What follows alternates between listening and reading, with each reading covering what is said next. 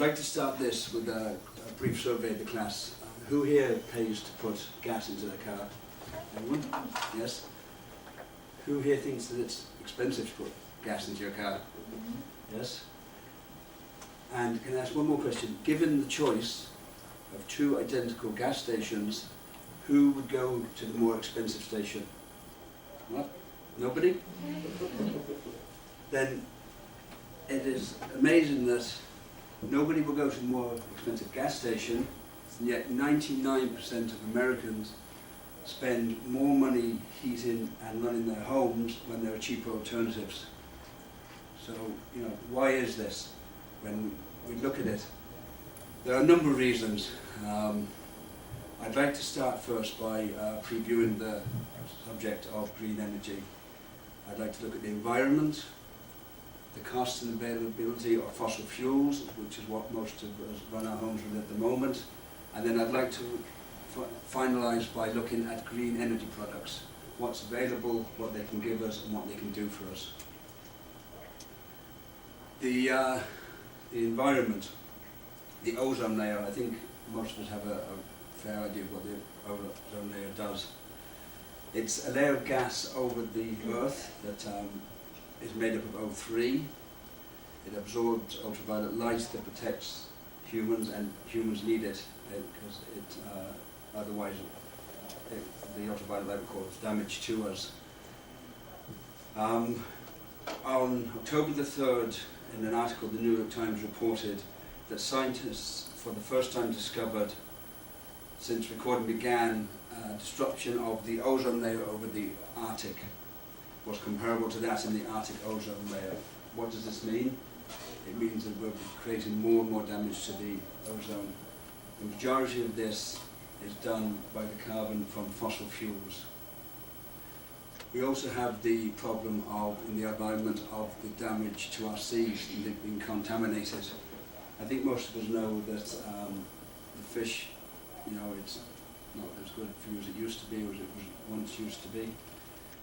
The World Health Organization have gone so far that they've recommended that they've banned the use of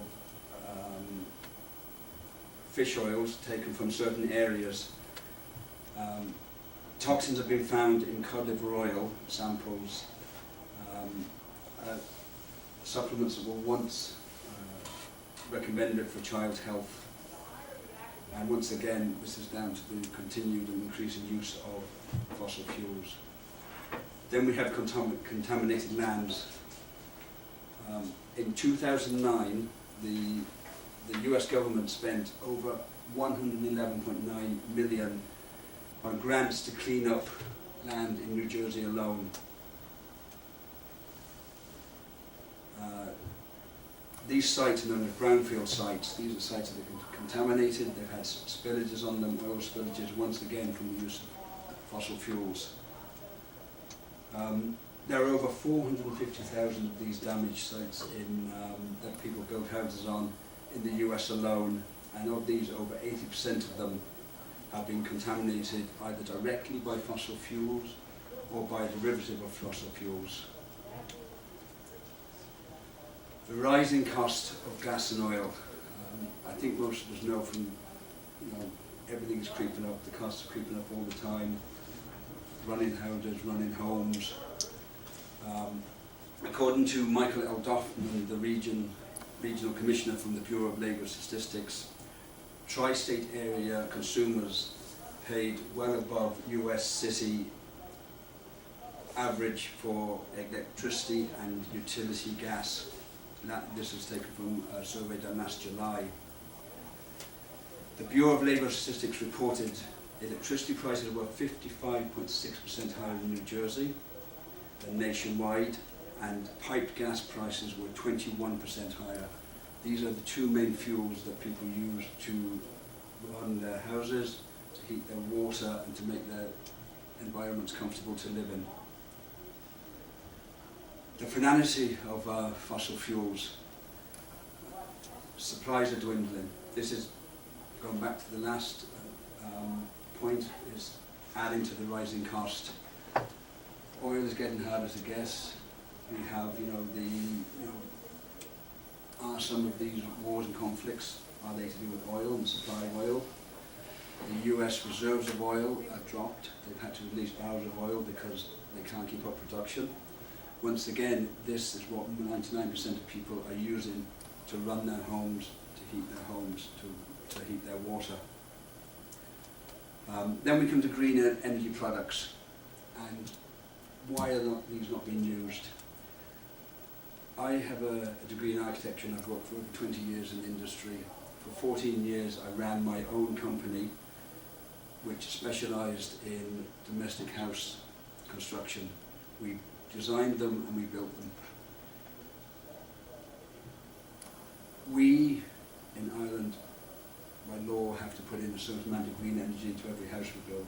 It's a requirement. And the government there, what they have done is they've introduced a sliding tax scale system. When you sell your house there, you pay a tax. You get, before you sell the house, you have to get what's called a green energy certificate. Based on the score you get on this, you have a sliding scale of tax. The more efficient your house is, the less tax you pay. What this has done is, this has encouraged people by the carrot and stick method to put green energy into their houses, to build houses that are more efficient, and generally to use the products that are out there and available. The US government are trying to catch up with most of Europe. The Department of Energy, Office of Energy, National Renewable Energy Laboratory, which is a mouthful, so it's been abbreviated to NREL, stated it has taken on the government role of providing information on renewable products by one, increasing the awareness and knowledge of the benefits and potential savings of renewable product technologies, which is something I'll go into briefly later, and two, by educating the target market of the role in emerging renewable technologies, the financial incentives available, and the developed supply and after-sales network of support technology. I've done a very brief outline of three topics that are in common use in Ireland and most of Europe. The first is an evacuated hot water tube system. This will cost approximately $1,500 to $2,000 to supply and another $1,000 to install. What it is a series of evacuated tubes placed on the roof, as you can see in the diagram. A glycol system flows through these, is heated directly by the sun. But because it's an evacuated tube system, it doesn't require just sunlight to work. As soon as there's daylight, this system starts working. This system, a 30 tube system, will provide enough water for an average house of 3.5 to 4 bathrooms, which would cover most, if not all, of the typical houses in New Jersey. This system, for your total outlay, will give you up to 20 years of hot water.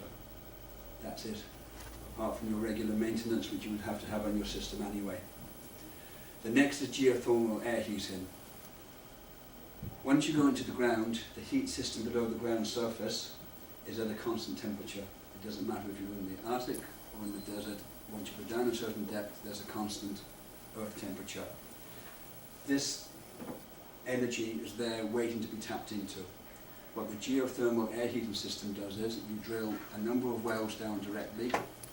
These wells are based, the depth and number are based on the size of your house, the type of construction, and you can see a series of pipes are run under the floor.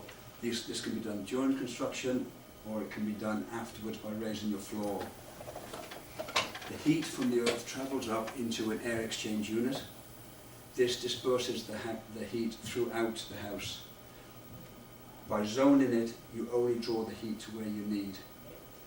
This heat can work winter, summer, in any climate. It makes absolutely no difference to it. And finally, the air-to-air heat exchanger.